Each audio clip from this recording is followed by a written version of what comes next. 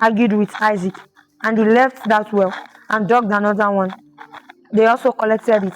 He dug another one, and it was collected. He went to Beersheba, and the Lord appeared to him and told him not to fear, for he is with him, and he will bless him and multiply his seed. Isaac built an altar there. Abimelech and his friends went to meet Isaac, for they saw that the Lord was with him, and they told him to enter a covenant with them, that he will not hurt them. And they did swear to one another. And in that same day, Isaac's servants told him concerning the well they had dug. They found water, and he called the well Sheba. In chapter 27, Isaac was old, and his eyes were dim. He said to Esau, his eldest son, to bring him meat, so he would bless him. Rebekah overheard them and told Jacob, same thing, so he would bless Jacob instead of Isaac. Jacob obeyed his mother, prepared him, and he prepared and went to his father. His father blessed him, and he ran away. Esau came back and went to his father too. And his father told him what had happened earlier on. And Esau wept and told his father to bless him, and Isaac blessed him also. In chapter 28, we were told how Jacob left Beersheba for Haran. In his dreams, he saw a ladder reaching the heavens with angels ascending and descending on it. God confirmed his covenant with Jacob, promising him land, descendants, and protection. Jacob decided to name that place Bethel, but the city was first called Luz. He vowed to serve God.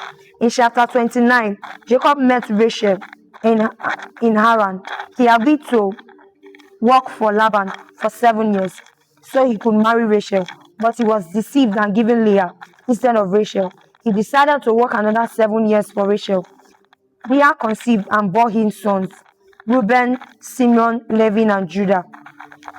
In chapter 30, it was stated how Rachel was unable to have children for Jacob. So she decided to give her servant Bilhah to Jacob, who later bore him children, Dan and Naphtali. Leah also gave her servant to Jacob to bear him children. Her servant Zilpah bears Gad and Asher. Leah later gave birth to Issachar, Zebulun, and Dinah, while Rachel finally gave birth to Joseph. Jacob's wealth was also increased greatly through God's blessing. In chapter 31, God told Jacob to return to Canaan.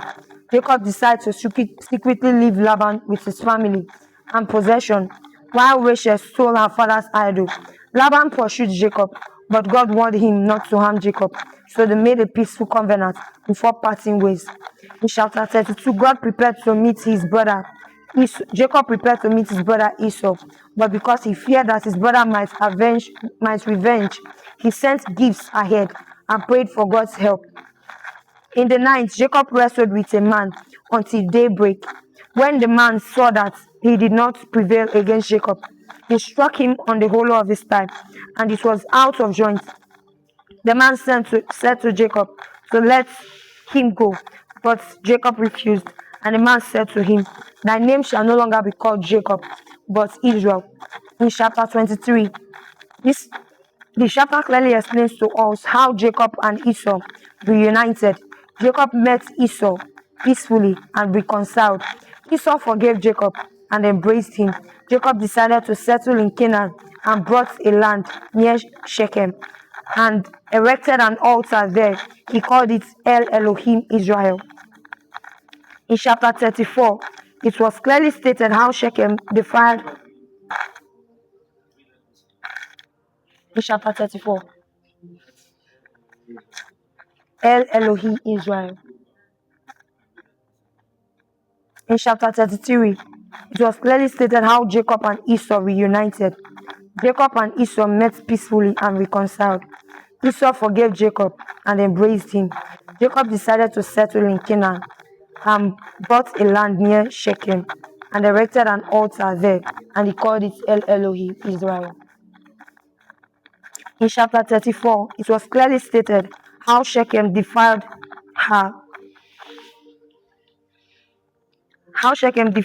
Jacob's daughter, but decided to marry her. But Jacob's son seized the opportunity to deceive them into circumcision.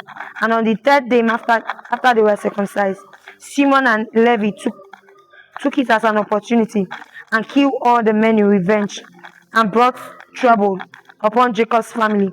They did this act because they felt Shechem's act was dishonoring for defiling his sister.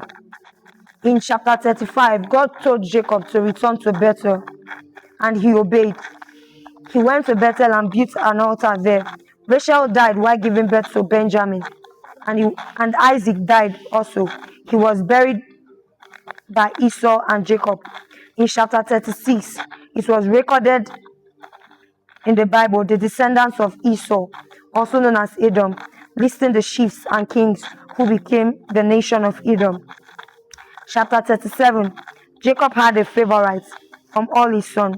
His name was Joseph. Joseph had a dream showing his future leadership, but his brothers were jealous. They decided to kill him, but Reuben declined, so they sold him for 20 pieces of silver and took his coat of many colors and stained it with the blood of a kid goat. They deceived Jacob into believing that his son has been killed by a wild animal. In chapter 38, Judah's family story was told. How Tamar, Judah's daughter-in-law, disguised herself and bears Perez and Zerah. Tamar was the wife of the first son of Judah, whose name was Er. God slew him because of his wickedness. Judah had a wife, Shua, who bore him Er and Onan and Selah. For Tamar to keep her bloodline after her husband was killed, she disguised herself and went in with her father-in-law Judah and bore him Perez and Zerah. In chapter 39, Joseph was brought to Egypt after being sold by his brothers. He served faithfully in Potiphar's house. Potiphar's wife falsely accused him of attempting assault. After he refused her advances, Joseph was imprisoned, but God remained with him. In chapter 40, Joseph was still in prison, interpreting dreams.